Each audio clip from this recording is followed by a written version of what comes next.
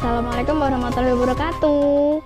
Terima kasih atas kesempatannya yang telah diberikan kepada saya untuk bisa melakukan presentasi mengenai salah satu jurnal penelitian dari seorang peneliti bernama Ranti Melasari dan juga rekannya Sukesi dengan judul penelitian Pengaruh Kesesuaian Kompensasi, Sistem Informasi Akuntansi, dan Keefektifan Pengendalian Internal terhadap Kecenderungan Kecurangan Akuntansi pada Perbankan di Tembilahan. Sebelum kita lanjut masuk ke dalam materi, izinkan saya memperkenalkan diri terlebih dahulu. Perkenalkan, nama saya Widya Sari Khairunisa dengan nomor NIM 20055230414. Saya mahasiswa Prodi Akuntansi Fakultas Ekonomi dan Bisnis Universitas Teguh Bang Unisbank Semarang. Kiranya demikian perkenalan singkat saya, tanpa panjang lebar, izinkan saya untuk masuk ke dalam materi yang rekan-rekan semua. Bagian pertama yang akan saya jelaskan yaitu bagian pendahuluan. Di sini saya akan menjelaskan tentang peranan bank yang memiliki fungsi sebagai penghimpun dana dari masyarakat dan juga menyalurkan kembali dananya kepada masyarakat. Hubungan antara bank dan nasabah didasarkan pada unsur saling percaya dan juga dasar hukum. Bank hanya dapat melakukan kegiatan dan mengembangkan banknya apabila masyarakat percaya untuk menempatkan uangnya dalam produk-produk perbankan yang ada. Berdasarkan kepercayaan dari masyarakat tersebutlah, maka bank dapat memobilisasi dananya dari masyarakat dan menyalurkan kembali kepada masyarakat dalam bentuk kredit.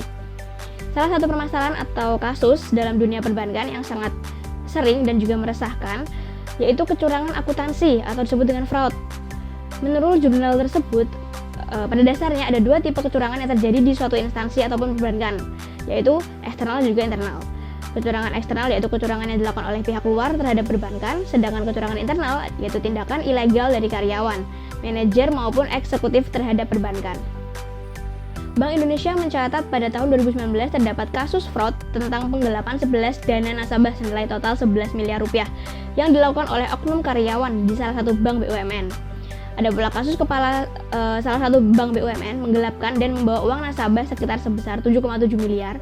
Dan juga ada kasus pembobolan kantor kas Bank Rakyat Indonesia atau BRI di Tamini Square yang melibatkan supervisor kantor kas tersebut dibantu oleh 4 tersangka dari luar bank. Modusnya membuka rekening atas nama tersangka di luar bank.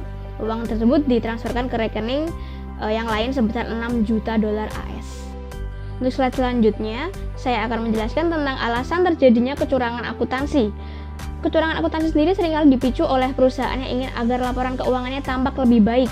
Faktor lain yang dapat memicu terjadinya kecurangan yaitu tekanan pada karyawan yang umumnya muncul karena kompensasi yang tidak sesuai.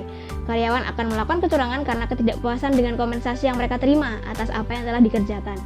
Sistem informasi akuntansi sangat penting dalam mencapai efisiensi dan efektivitas perusahaan, sehingga mencegah kecurangan dapat dilakukan sedini mungkin. Sistem informasi akuntansi yaitu sebuah sistem pengolahan data-data dengan menerapkan teknologi komputer, baik hardware maupun software. Konsep pengembangan sistem dalam satu organisasi harus dilakukan untuk menggantikan sistem lama yang tidak efisien dan menjadi lebih efisien. Jurnal tersebut mengatakan pengendalian internal berperan vital dalam suatu entitas, yaitu untuk mencegah atau mendeteksi tindakan kecurangan serta mengawasi dan juga melindungi sumber daya. Dengan pengendalian internal yang efektif, diharapkan pemimpin berperilaku mencapai tujuan organisasi. Alasan dilakukan penelitian ini pada perbankan di Tembilahan karena merupakan lembaga keuangan sehingga penting untuk memiliki suatu sistem pengendalian internal yang efektif dan juga kesesuaian kompensasi yang baik serta adanya sistem informasi akuntansi guna mencegah terjadinya kecurangan akuntansi dalam dunia perbankan di Tembilahan dalam menggapai tujuannya yang ingin dicapai. Berikut adalah gambar kerangka pemikiran dari jurnal penelitian ini. Kesesuaian kompensasi sebagai variabel X1, sistem informasi akuntansi sebagai variabel X2, dan keefektifan pengendalian internal sebagai variabel X3, serta kecenderungan kecurangan akuntansi sebagai variabel Y-nya. Penelitian ini termasuk penelitian kuantitatif, bertempat pada perbankan di Tembilahan, Kabupaten Indragiri Hilir. Populasi yang digunakan untuk penelitian ini adalah manajer, kepala bagian, dan karyawan bagian accounting perbankan di Tembilahan, sebanyak 87 orang. Teknik pengambilan sampel pada penelitian ini menggunakan metode purposive sampling dengan jumlah sampel sebanyak 45 orang.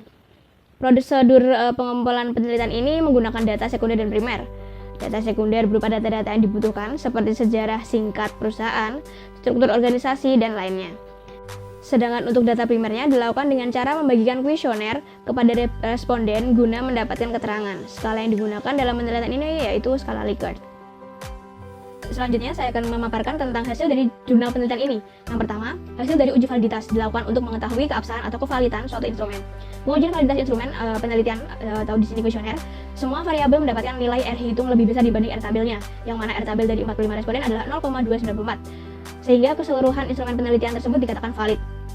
Lalu untuk uji reliabilitas, suatu variabel dikatakan reliable jika memiliki nilai Hornberg alpha lebih dari 0,6, yang artinya jawaban seseorang terhadap pertanyaan adalah konsisten dari waktu ke waktu. Hasil uji reliabilitas menunjukkan bahwa nilai alpha Hornberg hitung pada masing-masing variabel penelitian yaitu lebih besar daripada 0,6. Maka dapat dikatakan bahwa hasil pengukuran pada masing-masing variabel penelitian ini dikatakan reliable atau konsisten.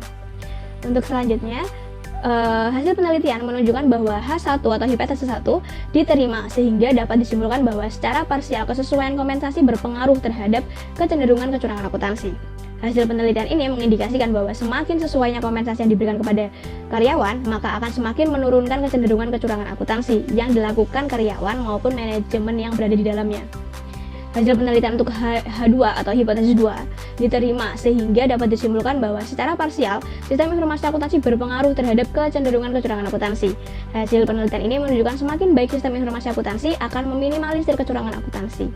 Hipotesis 3 atau H3 ditolak sehingga dapat disimpulkan bahwa secara parsial keefektifan pengendalian internal tidak berpengaruh terhadap kecenderungan kecurangan akuntansi. Selanjutnya terdapat batasan yang masih bisa dikembangkan dari penelitian ini, yaitu masih perlu dilakukan evaluasi secara berkala untuk mengetahui apakah pengendalian internal yang terdapat dan kesesuaian kompensasi dalam perbankan telah berjalan dengan baik. Bagi penelitian selanjutnya, diharapkan dapat memperluas objek penelitian sehingga data yang diperlukan lebih akurat. Selain itu, menambah variabel-variabel yang berpengaruh terhadap kecenderungan kecurangan akuntansi. Peneliti menyarankan agar peneliti selanjutnya mampu membimbing responden dalam mengejar kuesioner agar tidak terjadi perbedaan maksud antara responden dan juga peneliti. Demikian review jurnal yang bisa saya sampaikan. Semoga apa yang saya sampaikan dapat bermanfaat bagi rekan-rekan sekalian. Kurang lebihnya saya mohon maaf. Terima kasih. Wassalamualaikum warahmatullahi wabarakatuh.